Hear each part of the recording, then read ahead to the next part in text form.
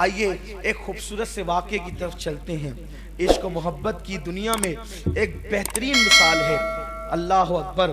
बात ये हुई थी कि एक शहर है और वो खुरासान का शहर है, और खुरासान से लोग अक्सर गर्मियों के मौसम में गर्मियां गुजारने के लिए या गर्मियों का लुत्फ लेने के लिए अक्सर बड़े बड़े मालदार लोग बल्ख की सरजमीन पर आया करते थे। बल्ख की सरजमीन निकहतों की सरजमीन, बल्ख की सरजमीन फूलों की सरजमीन, बल्ख की सरजमीन गुलो लाला की सरजमीन, बल्ख की सरजमीन नस्तरन की सरजमीन, नसरीन की सरजमीन, सौसन की सरजमीन। अल्लाह अकबर। ये बहुत खूबसूरत जमीन है जिसे बल्ख की जमीन कहते हैं। खुरासान के मालदार लोग अक्सर गर्मियां गुजारने के लिए आते थे, लेकिन गर्मी गुजारने के लिए इस मौसम में लोग बल्ख आए तो उस बल्ख आने वालों में एक मजदूर भी था, और वो मजदूर उन लोगों के साथ हो लिया। इसलिए कि कभी कभी गरीब लोग भी मालदारों के साथ लुत्फ लेने के लिए जो है वो चल पड़ते हैं। जैसे हमारे यहाँ कश्मीर बड़ा खूबसूरत इलाका है, तो लोग अक्सर छुट्टियां गुजारने के लिए कभी कोई कश्मीर जाता है, कभी कोई महाबलेश्वर जाता है, कभी कोई कहीं जाता है, कोई कहीं जाता है। छुट्टियां गुजारने के लिए, मौसम का लुत्फ लेने के लिए, मौसम को एंजॉय करने के लिए अगर कोई कहीं जाता है तो इस्लाम पाबंदी नहीं लगाता है, बल्कि सीरू फिल अर्द कहकर इस्लाम उबारता है कि देखो दुनिया के हालात क्या है, कायनात के हालात क्या है, रंगीनियां देखो, कुदरत ने कैसे फूल खिलाए हैं। अल्लाह अकबर। किसी बहुत बड़े मुफक्किर ने कहा था कि हजारों खूबसूरत चेहरे जमीन में दफन होते हैं, तब कहीं जाकर जमीन से कुछ फूल खिलते हैं। जमीन से खूबसूरत फूल यूं ही नहीं खिलते, इसलिए कि खूबसूरती को देखकर लोग मुस्कुराते हैं, लेकिन ये फूलों की खूबसूरती कैसी है जिसको देख के बुलबुल रोता है, वो फूलों की खूबसूरती देखकर नहीं। हजारों खूबसूरत चेहरे जो जमीन में दफन हो गए थे, उसी से ये फूल पैदा हुए हैं, उस बुनियाद पर ये बुलबुल रो रहा है, नौहा कर रहा है किसी खूबसूरत चेहरे के हुस्न जमाल के मिट्टी में मिल जाने पर। अल्लाह अकबर। तो बल्ख की सरजमीन पर लोग, जैसे आज हमारे यहाँ लोग जाते हैं छुट्टियां गुजारने के लिए, गर्मियां गुजारने के लिए, गर्मियों का लुत्फ लेने के लिए ठंडे इलाकों में, नैनीताल वगैरह भी लोग जाते हैं और भी इलाकों में, लेकिन याद रखें इस पर कोई ममानियत नहीं है। वहां जाकर कोई पाप न करे, पाप करने पे ममानियत है, नाजायज काम करने पे ममानियत है। हुआ यूं ही कि गर्मियों का पूरा लुत्फ लेकर खुरासान वाले बल्ख से निकल गए, लेकिन एक मजदूर था, उसको बल्ख की हवा रास आ गई और उसने ये फैसला कर लिया अब खुरासान जाने से क्या फायदा, मैंने तो अपनी जिंदगी का बकिया हिस्सा बल्ख की सरजमीन पे गुजारना है। और फिर उस मजदूर ने ये फैसला किया, बादशाह का बहुत बड़ा खूबसूरत महल है और उस महल के करीब में एक खूबसूरत बाग है, और उस बाग के करीब वो मजदूर अपनी छोटी सी कुटिया बना लेता है, और छोटी सी कुटिया बनाने के बाद दिन भर मजदूरी करता है, शाम को आकर अपनी कुटिया में बैठकर बादशाह का महल देखता है, कभी उसके बाग देखता है। कहते हैं कि कुदरत की मिलाने के अंदाज भी बड़े निराले होते हैं, कुदरत के मिलाने के अंदाज भी बड़े अजीम और निराले होते हैं। अचानक शाम होने को करीब थी और सूरज की आखिरी किरणें बल्ख के कोसारों पर, थोड़ा आसान करके कहूं कि बल्ख के पहाड़ों पर अपनी आखिरी किरणों की तजल्लियां डाल रही थी, और रात आने को बेताब थी। दिन जाने के लिए बेचैन था, रात आने को बेताब थी। ऐसे में दिन और रात की कश्मकश में शाम ने जन्म लिया। शफक का जमाल जो है वो पूरे आबोताब के साथ बेनकाब हुआ, और आखिरी किरण के जाते जाते और शाम की पहली जो है वो सबाहत आ गई। हवा के आने से आते आते दिल खिंच रहा था एक मजदूर का एक बाग की तरफ, इसलिए कि बाग से जो हवा होकर के आ रही थी ऐसा लगता है कि किसी का पैगाम ला रही थी। दिल बैठा जा रहा है और बेचैनी है, बेकरारी है, और इस तरीके से तबीयत है कि जैसे कोई खींच रहा है। कहते हैं कि इश्क और मुश्क में इतनी कशिश होती है कि कभी कभी यमन वाले शाम से खींचे चले, कभी कभी यमन लोग शाम से खींचे चले जाते हैं, और कभी कभी यमन वाले शाम खींच करके आ जाते हैं। अल्लाह अकबर। और कभी कभी ऐसा होता है यमन वाले मिस्र में आते हैं, शाम वाले मिस्र में आते हैं और एक हुस्न का बाजार लग जाता है। मेरे प्यारे आका सल्लल्लाहु अलैहि वसल्लम के प्यारे दीवानों, हुआ यही कि उस मजदूर का दिल खिंच रहा था, उसके कदम बोझल बोझल उठे और उठने के बाद बाग की तरफ गए। जब बाग की तरफ गए तो हवाएं मशामे जहां को मुअत्तर कर रही थी। थोड़ा सा मुझे बर्दाश्त कर ले आज, इसलिए कि आपने जो मुझे उन्वान दिया, मैं चाहता हूं उसी रंग में आपसे गुफ्तगू करूं ताकि आप भी उसकी लज्जतें उठा सकें और मैं भी कुछ उसकी लज्जतों से जो है अपने आप को मुस्तफीज कर सकूं। मेरे प्यारे आका सल्लल्लाहु अलैहि वसल्लम के प्यारे दीवानों, अहले ज़ौक़ से गुजारिश है कि आज अपनी समातों पर अगर बार लग रहा हो तो हमें कुछ देर के लिए माफ कर दें या हमारा शुमार बच्चों में कर लें, बड़ी नवाजिश और मेहरबानी होगी। मेरे प्यारे आका सल्लल्लाहु अलैहि वसल्लम के दीवानों, वैसे जानता हूं हर सुन्नी साहिब ज़ौक़ होता है, इसलिए कि जो साहिब ज़ौक़ नहीं है हमारी महफिल में उसके लिए जगह नहीं है। हमारी महफिलें तो ज़ौक़ की बुनियाद पे सजती है। वजह यह है कि हमारी महफिलों में जब तक हुस्न का जिक्र नहीं होता महफिलें मुकम्मल नहीं होती। वजह यह है हमारा नबी भी हुस्न वाला है और हमारा खुदा भी हुस्न वाला है। हमारा नबी भी हुस्न वाला है, हमारा खुदा भी हुस्न वाला है। अल्लाह जमील युहिब्बुल जमाल, ये मेरे नबी ने फरमाया है। और नबी का हुस्न तो इतना है कि कहने वाले कहते हैं हुस्न यूसुफ को किसी ने देखा, हुस्न यूसुफ को किसी ने देखा, हुस्न यूसुफ को किसी ने देखा तो खरीदने के लिए आ गए और हुस्न मुस्तफा को देखा तो खुद बिकने के लिए आ गए। हुस्न यूसुफ देखकर लोग खरीदने आते हैं, हुस्न मुस्तफा देखने बिकने आते हैं। आ गए अबू बकर बिकने के लिए, उमर बिकने के लिए, उस्मान बिकने के लिए, अली बिकने के लिए, साद बिकने के लिए, सईद बिकने के लिए, तलहा बिकने के लिए, जुबैर बिकने के लिए, अबू हुरैरा बिकने के लिए, दहिया कल्बी बिकने के लिए, सब बिकने के लिए आ गए। और जब बिके हैं तो नबी ने इतना अनमोल कर दिया है कि फिर उनको कोई खरीद न सका तो कुदरत के नकीब ने कहा हबीब जिसे तू खरीद ले उसे कोई नहीं खरीदता। हाँ, अब अगर उसे कोई खरीदेगा तो वो सिर्फ खुदा ही खरीदेगा और कीमत यूं अदा करेगा, इन्नल्लाह अश्तरा मिनल मुमिनीना अनफुसहुम व अमवालहुम बिअन्ना लहुमुल जन्नह। इसीलिए अजमल सुल्तानपुरी मरहूम मगफूर ने कितनी खूबसूरत बात कही है, बाजार मुस्तफा में खरीदार है खुदा, बाजार मुस्तफा में खरीदार है खुदा। कितना हंसी हिजाज है बाजार मिस्र से, कितना हंसी मिस्र के बाजार में। मैं माल पर बहस नहीं कर रहा हूं, मिस्र के बाजार में मालिक बिन ज़ारान बेचने वाला और खरीदने वाला अजीज मिस्र, और हिजाज के बाजार में बेचने वाला आमिना का लाल है और खरीदने वाला खुदा वहदहू ला शरीक है। बाजार मुस्तफा में खरीदार है खुदा। कितना हंसी हिजाज है, कितना हंसी हिजाज है, कितना हंसी हिजाज है। बाजारे मिस्र से तड़पा दिया किसी ने, मदीने के जिक्र से आजाद हो गया हूं दो आलम की फिक्र से। जब से मिला है दामन आले रसूल का बेफिक्र हो गया हूं शफाअत की फिक्र से, बेफिक्र हो गया हूं शफाअत की फिक्र से। आप जो है वो जहन हाजिर रखिएगा, इसलिए कि कहीं कहीं रुक कर कोई तफसीरा भी करना होगा तो आप कभी भी इस वाक़े से अपनी तवज्जो को मत हटाइएगा। एक मर्द दरवेश ने अपने कलम से इसको इतने खूबसूरत अंदाज में लिखा है कि अगर उसी तरह हूबहू पढ़ा जाए तो उसका लुत्फ दुबाला हो सकता है, लेकिन जाहिर सी बात है तहरीर और तकरीर में कुछ फ़र्क तो है। तर्ज ये कर रहा था, हवाएं आ रही थी और मशामे जा मुअत्तर हो रहे थे और फिर मजदूर के कदम कशा कशा बाग की तरफ बढ़ रहे थे। मजदूर ने बाग में कदम रखा और जैसी कदम रखा तो ऐसा लगा कि जैसे फूलों में कोई फूल खिला हो, फूलों में कोई फूल खिला हो।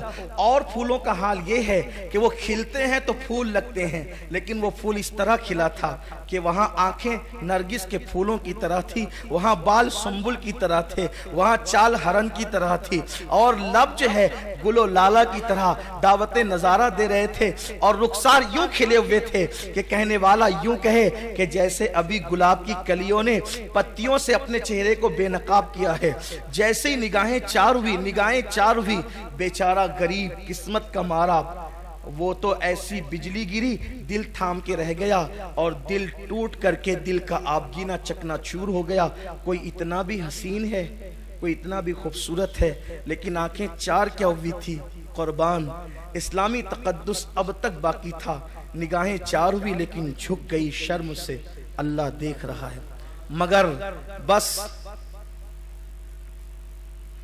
वो तो अपना काम कर चुकी थी। हजारों तलवारों के जरबों से किसी को कत्ल करना उतना आसान नहीं होता जितना निगाह के वार से कत्ल करना आसान होता है। तलवारों का कटा हुआ एक मर्तबा आह करता है और हमेशा के लिए खत्म हो जाता है, लेकिन कुश्ते इश्क हर बार जीता है, हर बार मरता है। तलवारों से कटने वाला कफन में सुकून की नींद सो जाता है, लेकिन निगाहों का कतील जो होता है वो हर लम्हा जीता है, हर लम्हा मरता है, हर लम्हा आए भरता है। न नींद नैना, न अंग चैना, न आप आए, न भेजी बतिया। अल्लाह अकबर। आंखें चार क्या हुई, दिल हार बैठा और फिर दिल का आप गिना चकनाचूर हुआ। बिजली सी गिरी और गिरने के बाद शहजादी थी बल्ख की और कनीजों के झुरमुट में थी वो, जिसको थोड़ी देर पहले मैंने अभी फूल कहा, नरगिस कहा, और उसके बालों को जो है वो सुंबुल से तशबीह दी, उसके चलने को हरन कह दिया। हो सकता है किसी को मुबालगा लगे, लेकिन बात यही है कि वो शहजादी वाकई थी भी इतनी खूबसूरत और हुस्न की मलिका थी वो। आजकल किसी को हुस्न की मलिका कहना आसान है, लेकिन किसी का हुस्न की मलिका बन जाना बहुत मुश्किल है। क्या था बेचारा मजदूर, दिल पकड़ के रह गया। यूं ही तो वो सब कुछ खो चुका था, लेकिन किसी के दीदार ने तो उसका सब कुछ लूट लिया। वो बोझल कदमों से चला, अब ना खुद की फिक्र है, ना खाने की फिक्र है, ना मजदूरी की फिक्र है, ना कोई और फिक्र है, बस एक ही फिक्र है, वो कैसा था, वो कैसा था। कभी कभी हवा के झोंके आते तो रात की तारीकियों में बेचारा दरवाजा अपनी कुटिया का खोल देता, कहीं वो तो नहीं आ गया है। अंदाज हूँ बहू तेरी आवाज पा का था, बाहर निकल के देखा तो झोंका हवा का था। लताफते हवा किसी के कदमों के जो है वो इशारे के हवाले से बहुत वाज़े अंदाज से इंसान की रहनुमाई करते हुए नजर आते हैं। ऐसा ही था वो, कभी हवाओं से बातें करता, कभी फजाओं से बातें करता। हालांकि वो मजदूर था, लेकिन था इतना खूबसूरत कि कोई शहजादा भी उसके सामने खड़ा कर दिया जाए तो शहजादे के हुस्न को भी उस मजदूर का हुस्न मात दे सकता है। इसलिए कि खूबसूरत बच्चे कोई जरूरी नहीं है कि बादशाहों के घर में ही पैदा हो, मालदारों के घर में ही खूबसूरत पैदा हो, ऐसा जरूरी नहीं होता। कभी कभी किसी गरीब की कुटिया में भी इतना खूबसूरत लाल पैदा होता है कि किसी के ताजमहल के अंदर भी ऐसा पैदा होना जो है वो मुमकिन नजर नहीं आता।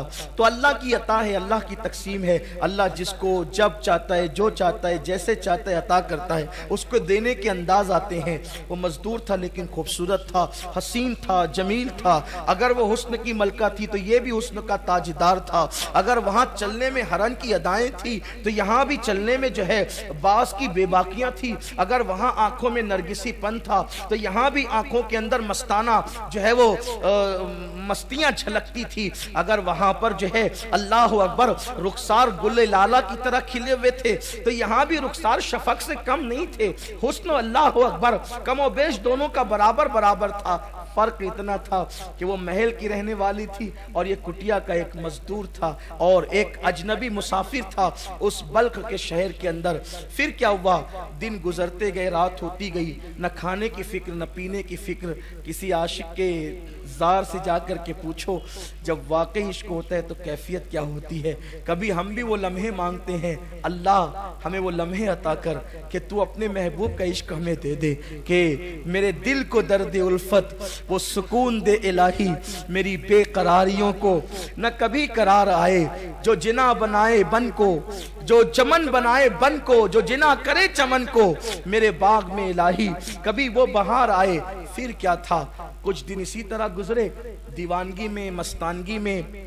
कभी हवाओं से बातें करना, कभी दीवारों से बातें करना, कभी फजाओं से बातें करना, कभी मुसल्ला बिछा करके गिड़गिड़ाते रहना।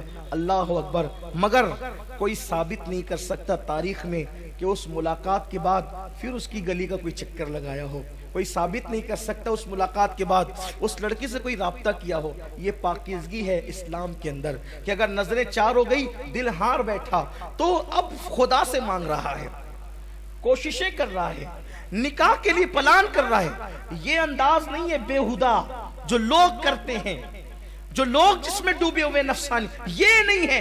कुत्तों की तरह निकल गए तकने के लिए, बिल्ली की तरह निकल गए, जैसे बिल्ली छिछड़े को तकती है ना, ऐसे निकल गए। ये अंदाज नहीं है, ये गंदापन और कमीनापन इस्लाम में नहीं है। इस्लाम में हर चीज के आदाब और उसूल हैं। नजरें चार क्या हुई, मुसल्ले पर आ गए जनाब, हवाओं से बातें करने लगे, फजाओं से बातें करने लगे, और जब दीवानगी एक जगह पे थम गई, एक हौसला पैदा किया इश्क ने। चल यार, चलकर सीधे बात करते हैं, डायरेक्ट बात करें। लड़की को किसी पार्क में बुलाकर उसकी आबरू का मंसूबा बनाना, ये नामर्दी तो हो सकती है, इश्क नहीं हो सकता।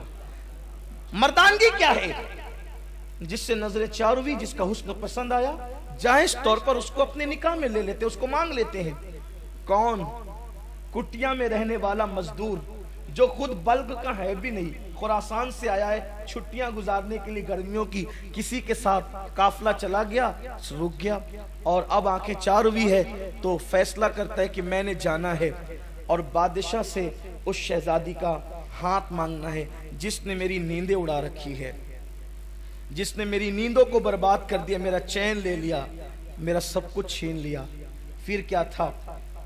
रात को तैयारी की, आखिरी पहर में सिसकियां लेते हुए कुटिया के अंदर सिसकियां लेते हुए दुआ की, बिगड़ी बनाने वाले मेरी भी बिगड़ी बना दे, किस्मत संवारने वाले तू तो किस्मतों को बदल देता है, मेरी किस्मत में भी जो है वो उसे लिख दे जिसे मैंने देखा है, इसलिए कि औरों को जो मिला है मुकद्दर से मिला है, मुझको तो मुकद्दर भी तेरे दर से मिला है। खुदा की बारगाह से कौन सी नेमत नहीं मिल सकती? वो तकदीर बनाने वाला रब है, उसने तकदीर लिखी है, उसने तकदीर बदलना भी वो जानता है। हाय हाय, रातों की आखिरी पैर की सिसकियां ली, सुबह का इंतजार करने लगा, और फिर वो अजनबी मुसाफिर मजदूर सुबह होते होते बादशाह के महल की तरफ बढ़ा। जब बादशाह के महल की तरफ गया तो वहां पर दरबार लगा हुआ था, खास आम की सुनवाइयां हो रही थी, इसलिए कि जब हम बादशाह थे तो लोगों से नफरत नहीं करते थे, बल्कि हमारे यहाँ दरबार लगा करते थे और हर खास आम से बादशाह मुलाकात करता था, उसके मसाइल पूछता था। अचानक कोई सिपाही आता है, आदाब हुजूरी बजा करके ला के कहता है, बादशाह सलामत, जहां पना कोई मजदूर आया है और वो आपसे बारियाबी चाहता है और कहता है मुझे बादशाह से बात करना है। बादशाह ने कहा भेजो, इसीलिए तो बैठे हैं। आकर के मजदूर सामने खड़ा हुआ, बदन पर पेवनदार लिबास है, आंखें जो है भरी भरी है, और जो मैंने हुस्न बयान किया अब दोबारा उसको फिर कहूंगा तो वक्त जाएगा, वक्त खत्म होने से पहले गुफ्तगू मुकम्मल कर लेनी है, आपकी तवज्जो भी अल्लाह करे सलामत रहे। फिर क्या था, इतने बड़े नौजवान को और फिर खूबसूरत जवान को बादशाह ने देखा और फिर बादशाह ने कहा जाए किस मकसद के तहत आप आए हैं। तो उस जवान ने पूरी बेबाकी के साथ कहा, जहां पना जो फरियाद मैं लेकर के आया हूं वो फरियाद लोगों के सामने पेश करने की नहीं है, अगर आप मेरी फरियाद सुनना ही चाहते हैं तो मैं तखलिया चाहता हूं, तखलिया अता किया जाए, उसके बाद गुफ्तगू होगी। फिर एक हाथ का इशारा हुआ, पूरी महफिल बर्खास्त हो गई और बादशाह चंद वज़रा के साथ उसको बारियाबी की इजाजत देता है। और वो जवान फिर पूरी बेबाकी के साथ बादशाह से कहता है, बादशाह आपकी जो इकलौती बेटी है बल्ख की शहजादी, उसका हाथ मांगने और उससे निकाह का रिश्ता लेकर के आया हूं। जैसे ही ये बात एक अजनबी मुसाफिर मजदूर की जबान से, जिसके बदन पर फटा पुराना पेवंदार कपड़ा था, लेकिन जब उसकी जबान से ये बात सुनी गई तो जैसे लगा कि पैरों के नीचे से जमीन खिसक गई हो। वजीर की आंखों में खून उतर आया, कहते हैं चाय से ज्यादा केतलियां गर्म होती है। वजीर की आंखों में खून उतर आया और वजीर ने अपनी तलवार को जो है हरकत देते हुए कहा, बदबख्त बदनसीब इंसान, अपनी औकात देख, और तू शहजादी का हाथ मांगने के लिए आया है। कभी सोचा भी तो होता कि क्या मखमल में भी कभी टाट के पेवन लगा करते हैं, मगर वाह रे मुसलमान, वाह रे इस्लाम, क्या अंदाज था बादशाहों का। बादशाह ने वजीर को झिड़कते हुए कहा, क्या बकवास करते हो, फलदार टहनियों पे पत्थर तो कोई भी फेंक सकता है, पत्थर फेंकने पर एतराज क्यों है? बात इतनी है, इस्लामी नुक्ते नजर से हर जवान को हक है कि जहां वो लड़की देखे वहां वो अपना रिश्ता भेज सकता है। अब बात आप पर है, पसंद आए तो दीजिए, न पसंद आए न दीजिए। इस तरह किसी को रोब से दबाया नहीं जा सकता। आप इसकी फरियाद सुने, अगर आप दे सकते हैं तो दे, नहीं दे सकते तो न दे। बादशाह ने बहुत हुस्ने तदबीर के साथ मामले को रफा दफा किया और फिर उससे कहा कि वजीर आपसे बात करेंगे, आप इनसे बात कर लीजिए। और फिर वजीर से कहा, देखो गरीब है, इस्लामी नुक्ते नज़र से ये रिश्ता मांग सकता है, हम बादशाह हैं, इसे रिश्ता नहीं देंगे। ऐसी कोई कड़ी शर्त या मुश्किल शर्त रख दो जिसको ये पूरा ही न कर सके। अगर ये पूरा नहीं कर सकेगा तो मामला खुद ही खत्म हो जाएगा और फिर दोबारा मुंह दिखाने के काबिल नहीं रहेगा। वजीर को ये बात बादशाह की बड़ी पसंद आई, लेकिन मैं उस बादशाह के अखलाक से बड़ा मुतासिर हुआ जब मुझे तारीख में उसकी जिंदगी पढ़ने को मिली कि आखिर वो एक मजदूर का इतना दिल रखना चाहता था। एक मजदूर के लिए उसके दिल में इतनी वुसअत थी कि वो इस हुस्ने तदबीर के साथ मामले को टाल रहा था, डांट नहीं रहा था, चीख नहीं रहा था, चिल्ला नहीं रहा था, नाराज नहीं हो रहा था। आखिरकार वजीर बड़ा दानिशमंद था। वजीर ने कहा, देखो आप एक काम करें, आप 8 दिन के बाद आए, 1 हफ्ते के बाद हम मशवरा करते हैं, फिर बताएंगे करना क्या है। 8 दिन के बाद वो चला गया। अब 8 दिन उसके ऐसे गुजरे जैसे कयामत की सुबह तवील होगी। एक एक दिन इतना भारी गुजर रहा था। खुदा खुदा करके 8 दिन गुजरे और वो उम्मीद के साथ जब वापस आया तो वजीर ने कहा, जिन बादशाह और शहजादों के रिश्ते बल्क की शहजादी को आए हैं उनमें आपका नाम भी शामिल कर लिया गया है, आपको भी इसमें शामिल कर लिया गया है। लेकिन बादशाह की तरफ से शर्त यह है कि बादशाह की एक लौती बेटी को उसी के निकाह में दिया जाएगा जो बादशाह की बेटी के लिए, उसके हार के लिए काला हीरा लाएगा, अपनी जबान में ब्लैक डायमंड लाएगा, उसी के साथ इसका रिश्ता किया जाएगा। क्या आप ला सकते हैं? भाई सफेद डायमंड लाना, सफेद हीरा लाना भी उस मजदूर के बस का नहीं था ना, उस मजदूर के बस का नहीं था। लेकिन वो अगर वाकई बादशाह होता भी, बादशाह भी अगर वो होता तो ब्लैक डायमंड उसके बस की बात नहीं थी। ये और बात है, हिंद वालों के मुकद्दर उरूज पर है।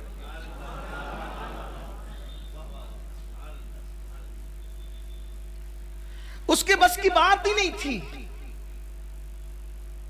लेकिन वो इश्क क्या जो इंसान को हार दे या हार मानने पे मजबूर कर दे। इश्क कभी हार मानने पे मजबूर नहीं करता। उसने कहा, मजदूर ने, जिसको रात के लिए एक रोटी भी मयस्सर न थी, उस मजदूर ने कहा, शर्त तो बड़ी कड़ी है, काला हीरा लाना, ब्लैक डायमंड लाना। मैं अपने मौजूदा दौर के अल्फाज इस्तेमाल करूंगा, आप उसको ये ना सोचिएगा कि उस दौर उसने ब्लैक डायमंड कैसे कह दिया। काले हीरे को ब्लैक डायमंड ही कहते हैं, ये भी बात है। काले हीरे को ब्लैक डायमंड ही कहते हैं, लेकिन तो कुछ भाई मौजूदा इस्तिलाहात भी तो हमें इस्तेमाल करनी होती है आपके दरमियान उतर कर गुफ्तगू करने के लिए। उसने कहा कि चीज तो बड़ी महंगी है, बादशाह भी इसको नहीं ला कर दे सकता है, लेकिन जब मोहब्बत की है ना, इश्क किया किसी से, तो हम ला कर दें, कोशिश करेंगे। और मैं सबसे नाउम्मीद हो सकता हूं, लेकिन अपने रब से नाउम्मीद नहीं हूं। मेरा अल्लाह मेरी जरूर मदद करेगा, क्योंकि मेरी मोहब्बतों में पाकीज़गी, मेरी मोहब्बतों में इखलास है, मेरी मोहब्बतों में बनावट नहीं है, मेरी मोहब्बतों में खलूस है। मैं जरूर लाऊंगा। और उसके बाद गया, घर लौटा। भीगी भीगी रात थी, बल्क की भीगी भीगी रात थी, रात का आखिरी पहर था, शबनम गिर रही थी। इकबाल के लहजे में, फूलों को आए जिस दम शबनम वुजू कराने, नाला मेरा वुजू हो, रोना मेरा वुजू हो, नाला मेरी दुआ हो। अल्लाह अकबर। वो गिड़गिड़ाता रहा, सिसकियां लेता रहा और कहता रहा, मौला कभी तूने किसी मांगने वाले को महरूम नहीं किया, तेरा वादा है मुझसे मांगो मैं अता करूंगा।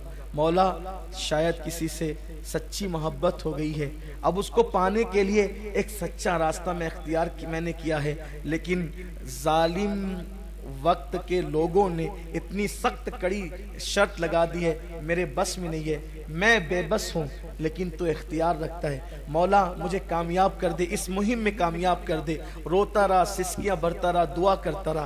कहते हैं कि रात के आखिरी पहर की दुआ कभी रद्द नहीं होती, बाबे इजाबत इलाही से टकराई जाती है। और फिर सुबह होते होते आंसुओं का तूफान थम गया और एक ऐसी गैर महसूस ताकत ने दिल में हौसला पैदा किया, उठ और अपना सफर शुरू कर। जिस इश्क की राह का तू मुसाफिर बना है, उस इश्क की राह के मुसाफिर जा, अपने सफर का आगाज कर। बस दिल में एक अजीब सी लगन थी, उमंग थी, फावड़ा उठाया, गर्दन पे रखा और नामालूम मंजिल की तरफ वो खुरासान का एक मुसाफिर बल्ख की सरजमीन पे रवाना हो गया। सुबह से शाम तक, शाम से सुबह तक, सुबह से शाम तक, शाम से सुबह तक, कई शबाना रोज तक बगैर संगे मील के, बगैर मंजिल के चलता रहा, चलता रहा, चलता रहा। कभी नानी दादी से कहानी में सुना था कि बर्फीले पहाड़ जो काले होते हैं, उसी के अंदर काला हीरा, ब्लैक डायमंड होता है। सफर शुरू रहा, चलता रहा, चलता रहा। कई दिन की मुसाफत के बाद इधर भी पहाड़, इधर भी पहाड़, इधर भी पहाड़, इधर भी पहाड़, पहाड़ों में घिर गया। चारों तरफ देखा, थक कर बैठ गया। थक के बैठा, सोच रहा था मैं कहाँ आ गया, मेरी मंजिल कहाँ थी, मैं कहाँ आ गया। अचानक कोई आने वाला आता है, कंधों को धक्का देता है। ऐ सोने वाले, सोने का वक्त नहीं है, ये बर्फीले पहाड़ है और एक पहाड़ टूट गया है, टूटकर उसकी चोटी जमीन पे गिर गई है। और तजुर्बा बताता है कि शाम तक इस पूरी वादी के अंदर बर्फ पिघल जाएगी और बर्फ का सैलाब आएगा। अगर इस वादी में बैठा रहा, जान से हाथ धो बैठेगा। उठ, सूरज गुरूब होने से पहले पहले इस वादी से निकल जा। अब वो जवान जब अपने कंधे पर, और फिर वो बूढ़ा गायब हो गया। मेरी अपने जहन के मुताबिक वो कोई और बूढ़ा नहीं था, उसी जात को दुनिया जनाबे खिज़र अलैहिस्सलाम कहती है। चलने वाला चला, देखा कि सारे रास्ते मसदूद, जिस रास्ते से आया था उसमें चोटी पहाड़ की गिर के पड़ी है। अब वो उसको तोड़ रहा है, तोड़ रहा है, वो टूटती नहीं। आखिरकार उस जवान ने पूरी ताकत लगाकर जोरदार वार किया। किस लिए? निकलने के लिए। तो जब जोरदार वार किया, वो आंखें चकाचौंध हो गई, खैरा हो गई, इसलिए कि उसी के टूटने के बाद उसके अंदर से काला हीरा नमूदार हुआ। अरे ये कुदरत की इस तरह मदद होती है। अल्लाह अकबर। यहाँ पर रुक कर कहना चाहता हूँ, अपने जैसे से सच्चा प्यार करने पर ये इनामात मिलते हैं। महबूबे खुदा से कोई सच्चा प्यार करे, इनामात की बारिश क्या होगी, अताओं की बारिश क्या होगी। अल्लाह अकबर। हाथ में हीरा लिया, काला हीरा, यही काला हीरा है जो बादशाहों को तक मैसर नहीं है, यही काला हीरा है। और फिर चुस्ती के साथ छलांग लगाते हुए वो हरनियों की तरह चौकड़ी भरते हुए बल्क की तरफ रवाना हो गया। थोड़ी ही कोशिशों के बावजूद जब चलता रहा तो थकन भी अब महसूस नहीं होती थी, इसलिए कि जब मंजिल नजर आती है तो थकन बढ़ने की बजाय कम से कम होती चली जाती है। और फिर दरबार लगा है और ये मजदूर पहुंचा। वजीर ने देखा, फिर आ गया तू, ये शरीफों की आदत नहीं, हमने तो जो कैद लगाई थी तुमने वो उस शर्त को पूरा नहीं किया और फिर चले आए वो परेशान करने के लिए। उसने बड़ी मोहब्बतों के साथ कहा, मैं परेशान करने नहीं आया, मैं तो शर्त की तकमील करने आया हूं। जैसे अपनी मुट्ठी को खोला, बादशाह और सारे वज़रा की आंखें चकाचौंध हो गई। ये लीजिए अपना ब्लैक डायमंड और अपना वादा पूरा कीजिए। बादशाह ने वजीर की तरफ, वजीर ने बादशाह की तरफ देखा कि अब क्या करें, इसने तो शर्त पूरी कर दी, वो बादशाह भी जो नहीं कर सकता था वो आशिक ने पूरी कर दी। वजीर होशियार था, आंखों ही आंखों में बातें हो गई, पैगाम दिया है, कभी पैगाम लिया है, नजरों से मोहब्बत में बड़े काम लिया है, आंखों ही आंखों में बातें हो गई। और जब बातें हो गई तो वजीर ने कहा, अरे असल बात ये तो हमारा मुतालबा था शहजादी दरअसल कान की बालियों में सफेद मोतियां पहनना बहुत पसंद करती है। एक आखिरी शर्त है और कतई है, इसके बाद कोई शर्त नहीं होती। आखिरी शर्त है 2 मोती बालियों के लिए ले आओ, शहजादी के लिए। बस एक मजदूर के लिए क्या कम था। फिर दिल पकड़ लिया, वाय रे नाकामी, हाय रे नाकामी, अब क्या करूं।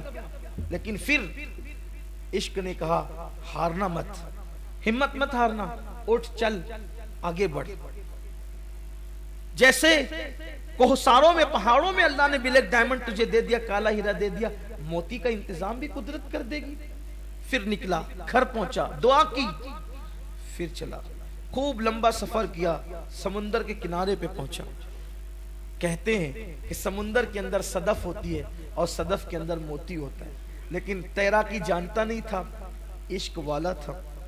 पानी लिया, चुल्लू से बाहर फेंका, फिर लिया, फिर बाहर फेंका, फिर लिया, फिर बाहर। क्यों? मैं थोड़ी देर में समुंदर को खाली कर दूंगा, और जब समुंदर खाली हो जाएगा तो फिर इसके अंदर की सीप नजर आएगी, फिर सीपों को उठाऊंगा, दामन में भर लूंगा। 2 मोतियों का मुतालबा है, मैं तो वहां मोतियों के फर्श बिछा दूंगा। पानी फेंक रहा है, सुबह होती है, शाम होती है, लेकिन वो समुंदर की मौजें बढ़ती ही जाती है। कहते हैं इश्क सच्चा हो, कामयाबी मिल ही जाती है। निगाहें हसरत से आसमान की तरफ उठती है। 1 दिन, 2 दिन, 3 दिन, 4 दिन, 6 दिन। अगर मेरी जमात का इतना बड़ा मुफक्किर इस वाक़े को न लिखा होता, वल्लाह कभी मेहराब में बैठकर बयान करने की मेरे अंदर हिम्मत न थी, कहीं लोग मुझे झूठा तसव्वुर न करें। लेकिन मैं उस ज़ात पर एतमाद कर रहा हूँ जो हमारी सनद की हैसियत रखती है, उस ज़ात ने इस वाक़े को लिखा है। अल्लाह अकबर। बड़ा अजीम मुफक्किर, बड़ा अजीम दाई, यूरोप की सरजमीन पर इस्लाम की शमा को रोशन करने वाला दाई, उन्होंने इस वाक़े को लिखा है। निगाहें आसमान की तरफ उठी और फिर कहा मौला मेरी मदद कर, ये क्या है। मैं पानी फेंकता हूँ, पानी बढ़ता जाता है। कहते हैं कि जब चांद मुकम्मल होता है, यानी कि जब चांद मुकम्मल होता है, पूरा हो जाता है, 14वीं का चांद जब होता है, तो समुंदर के अंदर ज्वार फाटा आता है, यानी कि मद्दो जज़र आते हैं। वो अपनी किरणों से पानी को खींचता है और फिर समुंदर के अंदर नीचे की चीजें ऊपर, ऊपर की चीजें नीचे, यूं एक भौचाल आ जाता है। बस ऐसा ही हुआ। 14वीं शब आई और आने के बाद जब मद्दो जज़र के मनाजिर देखे तो कई सीपें जो है वो पड़ी थी। सुबह का वक्त हुआ, दामन में समेटा और सफेद मोतियों को लेकर फिर दौड़ा। अब जब गया तो वहां पर दरबार लगा था। फिर आ गए, हाँ वादा पूरा कर रहे हैं, ये मोती भी ले आए। मोतियों को देखे सच्चे मोती, बादशाह लोग थे, वजीर लोग थे, जानते थे सच्चे मोती। अब कोई जवाब न था। वजीर ने बहुत हल्की आवाज में कहा, सोचो तो सही, कहाँ रिश्ता ले जा रहे हो। आपने शर्तें तो पूरी कर दी है, लेकिन थोड़ा बादशाह का ख्याल तो करो। अभी कुछ बातें हो ही रही थी, अचानक एक कनीज दौड़ी दौड़ी आई और उसने कहा, शहजादी अचानक गिरी, बेहोश हो गई है, उसकी नब्जें जो है वो थमती जा रही है, उसकी सांसें रुकती जा रही है। पूरी महफिल उठी शहजादी की तरफ। वाय रे नाकामी, हाय रे नाकामी। शर्तें तो पूरी हो गई, ब्लैक डायमंड भी पेश कर दिया गया, सफेद मोती भी दे दिए गए, लेकिन जिसके लिए गए थे उसी का इंतकाल हो गया। और वो शहजादी दुनिया से पूछ रहे थे, शहजादी मर गई, मर गई, मर गई। लेकिन मजदूर कह रहा था, मेरी शहजादी नहीं मर सकती, मेरी मोहब्बत नहीं मर सकती, मेरा प्यार नहीं मर सकता। फिर क्या था, पूरा बल्ख सोगवारी में डूब गया। शहजादी को गुस्ल दिया गया, गुस्ल देने के बाद कफन पहनाया गया। और फिर बादशाह की बेटी थी, हजारों के लाखों के हुजूम में जनाजा उठा, ये भी सर झुकाए झुकाए मजदूर चल पड़ा। फिर क्या था, नमाज जनाजा हुई और लाखों लोगों ने डबडबाती हुई आंखों से शहजादी को शाही कब्रिस्तान में दफन कर दिया। लोग अपने अपने घरों को चल पड़े और फिर रात ने अपनी सियाह चादर बल्क की सरजमीन पे तान दी। लोग गमों में डूबे बिस्तरों पे लेट गए। कहते हैं कि रात का आखिरी पहर था, रात की सियाह जुल्फे थोड़ा कमर से नीचे आकर ढलक गई थी।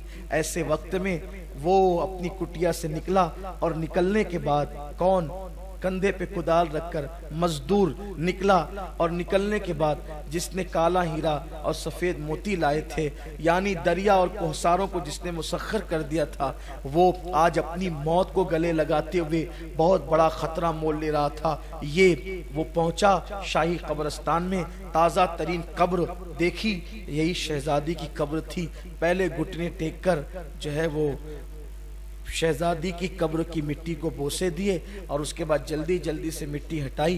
ताज़ा कब्र थी, जल्दी से मिट्टी हट गई। तख्ते नजर आए, तख्ते हटाए। जैसे ही कफन दिखा बेचैन हो गया, बेकाबू हो गया, नीचे कब्र में उतरा और शहजादी को कंधे पे डाला, मिट्टी बराबर की, घर की तरफ रवाना हो गया। शहजादी को ले जाकर के अपने घर की कुटिया में डाल दिया और डालने के बाद आसमान की तरफ देखकर रोने लगा, घुटनों को टेक कर। जब बूढ़ी ज़लेखा जवान हो सकती है, डूबा हुआ सूरज पलट आ सकता है, मुर्दा से जिंदा, जिंदा से मुर्दा पैदा हो सकता है, मोमिन से काफिर, काफिर से मोमिन पैदा हो सकता है। ऐ वादहू ला शरीक, तू वही तो है, तू किसी से पैदा नहीं, तुझसे कोई पैदा नहीं हुआ। लम यलिद वलम यूलद तेरी शान है। रोजाना नसीमे सहर तू चलाता है, रोजाना कलियों को खिलने का शऊर तू देता है, रोजाना जो है वो सुबह का उजाला तेरे हुक्म से तड़कता है, रोजाना रात की स्याही तेरे हुक्म से आती है। हाँ हाँ, पत्तियां हर बहारों में पहाड़ जो है वो दरख्तों पर उगती है, पत्थरों के अंदर फूल पैदा होते हैं, दरियाओं को रवानी तूने दी है, समुंदर को तुगयानी तूने दी है, सितारों की अंजुमन तूने सजाई है, सुरैया को तूने सजाया है। रोजाना चांद निकलता है, घटता है, घटता है, घटता है, घट जाता है, फिर निकलता है, बढ़ता है, बढ़ता है, बढ़ जाता है और बदरे कामिल हो जाता है। ऐ वो जो सूरज को निकालता है तो उरूज पे पहुंचाकर फिर जवाल पजीर कर देता है। तेरे आखिरी महबूब का वास्ता और तुझे तेरी मोहब्बतों का वास्ता, हमने भी किसी से मोहब्बत की, लाज रख ले, इस मुर्दा शहजादी के अंदर फिर से जान पैदा कर दे। इसलिए कि मुर्दों में जान पैदा करना तेरा ही काम है, तू ही मुर्दों में जान पैदा करता है। मेरे अल्लाह, अगर आज इस शहजादी में तूने जान पैदा कर दी, मुझे नई जिंदगी मिलेगी। इसे नई जिंदगी मिलने की वजह से कहते हैं, लिखने वाला मुफक्किर लिखता है, अचानक दरवाजे पे दस्तक हुई, दरवाजा क्या खुला, एक नामालूम तबीब हकीम घर में अपने मुलाजिम और मजदूर के साथ दाखिल हुआ। सर पे टोकरा था, उसमें दवाइयां थी और फिर उसके बाद उसने आकर सीधा शहजादी का हाथ पकड़ा, नब्ज देखी और कहा, ए अजनबी मजदूर, वक्त को जाये न कर, शहजादी मुर्दा नहीं है, ये तो अभी इसकी सांसें हल्की हल्की चल रही है, मेरे पास एक दवा है, इसे जल्दी से तलवे में मल। और फिर मजदूर के हाथ में, उसी मजदूर के हाथ में वो दवा दिया। मजदूर ने जल्दी जल्दी से तलवों पर मला और मरने के बाद उस हकीम और तबीब की निगाहें चिराग की रोशनी में शहजादी के चेहरे पे टिक गई। क्या देखा गया, अचानक शहजादी हरकत करने लगी और उसके बाद दूसरी दवा निकाल के तबीब ने नाक में डाली, शहजादी को छींक आई और शहजादी उठकर बैठ गई। निगाहें आसमान की तरफ उठी, आंखें डबडबा गई। तेरा शुक्र है कि तूने मुर्दे के अंदर मेरी मोहब्बतों की वजह से नई जान पैदा कर दी है। फिर क्या था, कुर्बान, इस्लामी मोहब्बत। जैसे ही उस लड़की ने अपने आप को बेदार पाया, कफन के आंचल से मुंह छुपाया, मैं कहां हूं, मेरे साथ क्या हो रहा है, फौरन उस मजदूर ने कहा, आपके साथ कुछ नहीं हो रहा है, आप महफूज हैं। और फिर पूरी दास्तान, बाग से लेकर जिंदगी तक की दास्तान, पूरी दास्तान सुनाई। हम आपके लिए इतना सब कुछ किए, आप इंतकाल कर गई, हत्ता कि मेरी मोहब्बतों ने तुम्हें जिंदा किया है। बस क्या हया की मलका थी वो हुस्न की मलका भी थी, हया की भी, आजकल की लड़कियों की तरह नहीं। उसने तो कफन से चेहरा छुपा लिया था।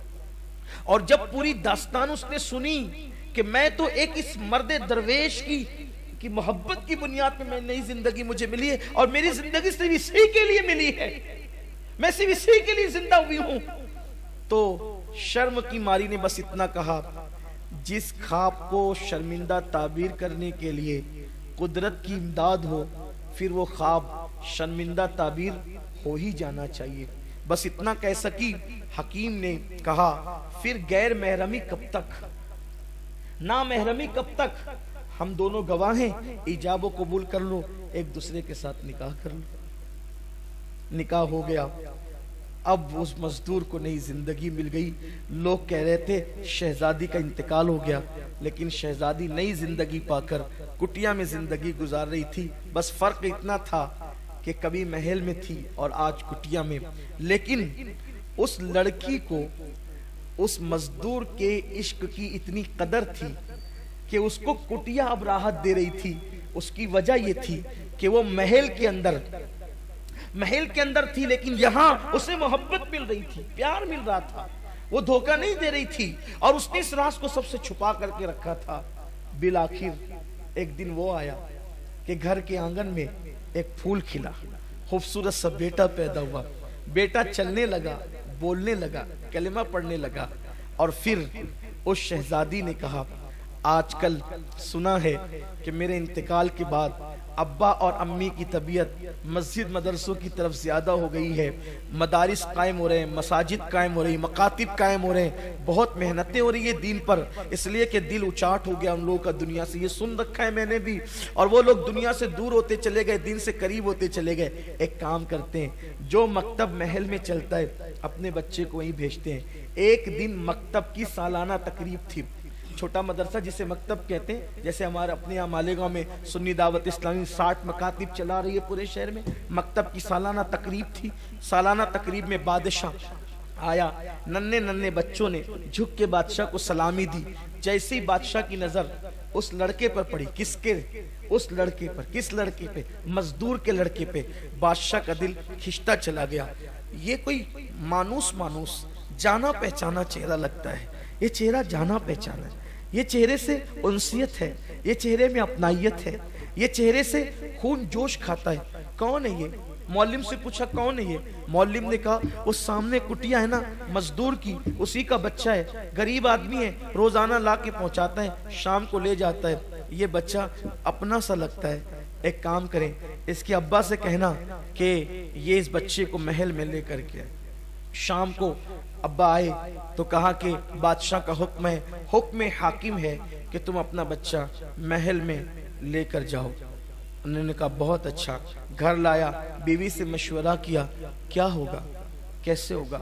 ऐसा लगता है अब पोशीदा राज सब ओपन हो जाएंगे, कैसे हो सकता है, क्या होगा? बहरहाल शहजादी ने कहा कोई फिक्र न करें, ठीक है। और वो बच्चा यूं ही कोई पहले कम खूबसूरत नहीं था, महल में भेजने के लिए शहजादी थी, उस बच्चे को शहजादों की तरह सजाया, बाप के साथ उंगली पकड़ाई, रवाना किया। जैसे ही महल में पहुंचा ये बच्चा, खूबसूरत से बच्चे को बादशाह ने अपनी गोद में उठाया। मजदूर भी भेष बदल चुका था, मुझे पहचाना ना जा सके कि चंद सालों पहले रिश्ता मांगने आया था और शहजादी इंतकाल कर गई थी, पता नहीं क्या होगा, भेष बदल लिया। जैसे ही बादशाह ने देखा उस बच्चे को काबू ना पा सका, उठाया गोद में और सीधा जनाना खाने में बादशाह घुस गया। बादशाह इस तरह नहीं जाया करते थे जनाना खाने में, लेकिन जैसी मलका की नजर बादशाह के गोद के बच्चे पड़ी, ये मानूस जाना पहचाना चेहरा, गौर किया, कहा बादशाह जानते मरहूम शहजादी का बचपन ऐसा ही था ना, इसकी नाक देखो ये मरहूम शहजादी की तरह, इसके होंठ देखो मरहूम शहजादी, इसकी आंखें मरहूम शहजादी की, अरे ये तो मरहूम शहजादी के हूबहू दिखता है। किसका बच्चा है? अरे वो सामने जो कुटिया में मजदूर रहता है उसी का बच्चा है। ये बच्चा मेरी मरहूम शहजादी की याद दिलाता है, ये मेरे यहाँ रहेगा, अब हम इसे जाने नहीं देंगे। बादशाह ने कहा कि बच्चे खरीदे और बेचे नहीं जाते ना, तो पहले इसके माँ बाप से पूछना पड़ेगा कोई बात नहीं, गरीब लोग हैं, हम अपने महल में उनको जगह दे देंगे, वो हमारे महल में रहेंगे, हम बच्चा देखते रहेंगे, तसल्ली होती रहेगी। किसी की गोद खाली करना हमारा मकसद नहीं। उनसे बात करो। बादशाह बाहर आया, कहा कि मलका की ख्वाहिश है कि ये बच्चा महल में रहे। मजदूर ने जवाब दिया, बच्चे बेचने के लिए नहीं होते। देखा कुदरत के अंदाज। कल ये खड़े थे किसी बच्ची को मांगने के लिए, और आज वो खड़े इनके बच्चे को मांगने के लिए। इसी को दुनिया कहते हैं, कमा तदीन तुदान, इसी को दुनिया कहते हैं। बच्चे बेचने के लिए नहीं होते। फिर हम अपनी बीवी से मशवरा करें, ये बच्चा मेरा उसका मुश्तरका बच्चा है, हम अपनी बीवी से मशवरा करेंगे, बीवी जो कहेगी उस पर अमल करेंगे। अच्छा एक काम करें, आपकी बीवी को मनाने के लिए हमारी मलका आपकी कुटिया में आ जाएगी। आपकी बीवी को मनाने के लिए हमारी मलका आपकी कुटिया में आ जाएगी, वो मना लेगी, मनाना जानती है वो, मेरी मलका मनाना जानती है, मना लेगी। आप यहाँ के रहना, ऐश में रहोगे। अच्छा ठीक है, चला गया बच्चे को लेकर। अभी ये घर पहुंचा था, इधर मलका ने कहा डोलियां तैयार की जाए। पूरे कर्रो फर के साथ सफर करने वाली मलकाओं ने फौरन कहा, ख्वाजा सराओं से, महल से लेकर कुटिया तक के कतार लगा दो और हमें वहां जल्दी से जल्दी पहुंचा दो। डोलियां उठी, लोग कहने लगे अचानक मलका किधर जा रही है? किसी ने कहा वो मजदूर की कुटिया में जा रही है। कह रहे ताज्जुब है, मजदूर की कुटिया में? कहा हाँ, कोई ताज्जुब न करो, जब से शहजादी का इंतकाल हुआ है इन लोगों को गरीबों से प्यार हो गया, कुटिया में जाने लगे, नेक हो गए, परहेजगार हो गए, जा रहे होंगे किसी कुटिया में दुआ लेने के लिए, क्यों ताज्जुब करते हो? बहरहाल ख्वाजा सरा आगे बढ़ता है और उसके बाद मजदूर के घर पे दस्तक देता है। दरवाजा खोलो, मलका तशरीफ ला रही है, आपकी बीवी से मिलने के लिए, तखलिए का मौका दो। जैसे ही दरवाजा खोला गया, सुना गया, दौड़ते हुए मजदूर ने कहा मलका आ रही है, अब तो सारे राज खुल जाएंगे, अब तो शायद कुदरत को यही मंजूर है। और फिर मलका आ गई। जैसे ही नजर पड़ी, पलक झपक गई, मैं कोई ख्वाब तो नहीं देख रही हूं? गौर से आंखें फाड़ फाड़ के, शहजादी शहजादी शहजादी शहजादी हो तुम तो मर चुकी थी। लेकिन दूसरी तरफ भी जज्बात का तलातुम था, काबू ना पा सकी। 4 से 5 साल के बाद जिस बेटी को 5 साल पहले मुर्दा समझ के दफन कर दिया था, वो जिंदा किसी कुटिया में जिंदगी गुजार रही थी, किसी को पता ही नहीं था। माँ बेटी लिपट लिपट कर खूब रोए, और जब रो चुके, जब जज्बात का तलातुम थमा, बेटी तुम यहाँ, शहजादी ने पूरी दास्तान सुनाई कि यहाँ आने का अंदाज क्या था, क्यों आए थे, कैसे आए थे। किसी की मोहब्बत और इश्क ने नई जिंदगी दी और यहाँ आए और अब जिंदगी गुजार रहे हैं। ये बात जंगल की आग की तरह पूरे बल्क में फैल गई। जिसे दफन कर दिया था उसे किसी की पाकीज़ा मोहब्बत ने नई जिंदगी दे दी। और फिर उसके बाद फैसला हुआ कि अब जिसे मजदूर कह रहे थे वो मजदूर नहीं है, बल्कि वो तो बादशाह का दामाद है। और वो कुटिया में रहने वाली लड़की वो कोई गरीब की बीवी नहीं है, वो शहजादी है बल्क की। उसके बाद ऐलान हो गया, अब कुटिया में नहीं रह सकेंगे, महल में चलो। और उसके बाद कुटिया से लेकर महल तक सिपाह की कतार थी। जो वजीर कल तक डांटते थे, वो वजीर आज हाथ बांध करके खड़े थे। मोहब्बतों को सलाम है, पाकीज़ा मोहब्बतों को, उन जानियों की नहीं, शराबियों की नहीं, आबरू लूटने वालों की नहीं। अल्लाह अकबर, हाथ बन गए लोगों के हाथ। जज्बात का तलातुम था। वक्त का बादशाह, बल्ख का बादशाह दरवाजे पे खड़ा था इस्तकबाल के लिए। किसके? उस मजदूर के जो चंद साल पहले मजदूर कह के पुकारा जा रहा था। और उसके बाद एक गोगा था, शोर था, तिल रखने को जगह नहीं थी। पूरे बल्क के अंदर एक शोर था, हंगामा था। क्या हुआ, क्या हुआ, क्या हुआ? आखिरकार पूरे कर्रो फर के साथ जब वो मजदूर अपने बच्चे और बीवी के साथ महल में दाखिल होता है, तो दाखिल होने के बाद लोग कहते हैं तुमने मोहब्बत का हक अदा किया, लेकिन उसकी निगाहें झुकती है। और उसके बाद लोग कहते हैं तुम अब मजदूर नहीं हो, तुम वली अहद हो, बल्क के बादशाह तुम ही हो। बल्क के बादशाह तुम ही हो, तख्त तो तुम्हारे लिए, ताज तुम्हारे लिए। यही एहसास उस जवान को सारी जिंदगी सताता रहा। एक लड़की से खुलूस दिल के साथ पाकीज़ा मोहब्बत की, मजदूर से बादशाह बन गया। अगर ये मोहब्बत मैंने मदीने के ताजदार के साथ की होती तो मुझे क्या मकाम नसीब हो जाते। फिर उसने मदीने के ताजदार से मोहब्बत की, लड़की से मोहब्बत करके, पाकीज़ा मोहब्बत करके, पाप वाली नहीं, पाकीज़ा मोहब्बत करके बल्क का बादशाह बना मजदूर। और जब फिर उसी मोहब्बत ने आगे बढ़ाया तो फिर मदीने वाले से मोहब्बत हुई, और मोहब्बत ऐसी हुई फिर वही बल्क का बादशाह हजरत इब्राहीम इब्ने अदहम के नाम से जाने और पहचाने, हजरत इब्राहीम इब्ने अदहम के नाम से जाने और पहचाने गए। फिर दुनिया ने देखा इब्राहीम इब्ने अदहम गरीब नवाज के भी पीरों के पीर बने, गौस पाक के पीरों के पीर बने। इस वाक़े को अल्लामा अरशदुल क़ादरी अलैहिर्रहमान ने अपनी शोरे आफाक किताब जुल्फ जंजीर के अंदर तहरीर फरमाया, जिसका नया नाम लालाजार है। मैंने अपने अल्फाज के जामे में इसको बयान किया है आज के इस मौके पर, बस इसलिए अल्लाह मेरी कौम को नफसानियत से बचाए, ख्वाहिशात से बचाए, और अल्लाह हमें सच्ची मोहब्बतों की तरफ बढ़ने की तौफीक अता फरमाए।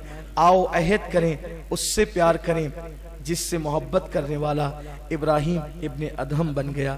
हम भी उसी आका से मोहब्बत करें, अल्लाह उनका इश्क हमें अता फरमाए। और यूँ दुआ करे ऐसा घुमा दे उनकी विला में खुदा हमें, ढूंढा करें पर अपनी खबर को खबर न हो।